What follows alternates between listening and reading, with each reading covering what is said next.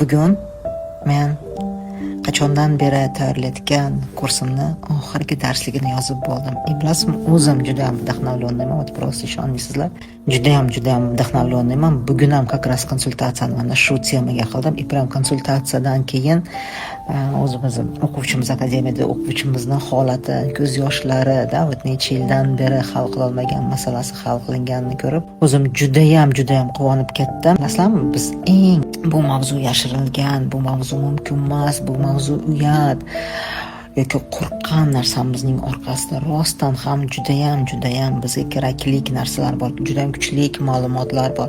Aynan bizni transformatsiya qiladigan ma'lumotlar borda. Shuning uchun ham Xudo xolasa, vebinardan keyin men bu kursni zapuskать qilaman. O'zinglar ishvat qilasizlar, qanchalar yengil bo'lishlarini, chunki men o'zimda o'tkazmasam, tajribada ko'rmasam, o'zim buning natijasini ko'rmasam, men hech qachon o'zim amal qilmagan narsani gapirmayman. Bu mening prinsipim.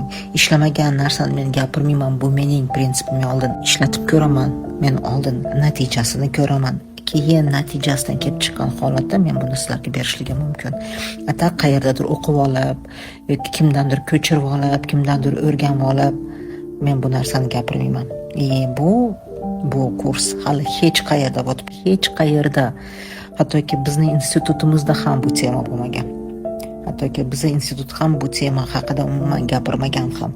Lekin men yillar davomidagi tajribam, izlanishligim orqali men shu narsani tushundimki, haqiqatdan ham bizning matkamizga va aynan mana shu biz uchun yashirilgan, biz uchun uyat degan temaga e'tibor berishligimiz kerak. Chunki aynan biz uchun uyat degan temaning ichida ishoninglar, ayol uchun ham, erkak uchun ham просто в свободуда, просто изобилияga дорога. Просто yo'l ochiladi. Buni o'zimni tanamda his qilganligim uchun bu yengillikni, bu ozodlikni, shifqani his qilganligim uchun men juda ham xohlayman. Buni sizlar ham his qilishinglarni.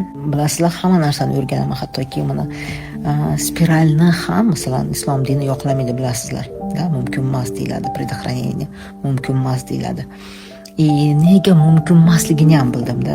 Prям bu darslarda sizlarga ochib beraman inshaalloh. Nega bog'latishlik mumkin emas? Men просто hozir vdохновленныйman. Chunki mendan bitta yangi proyekt tug'ildi. Bu mening bolam, bu meni o'zimni bolam. Mana shu meni proyektim, mana shu bolamda sizlarga manfaatli bo'lishligini men juda ham xohlayman.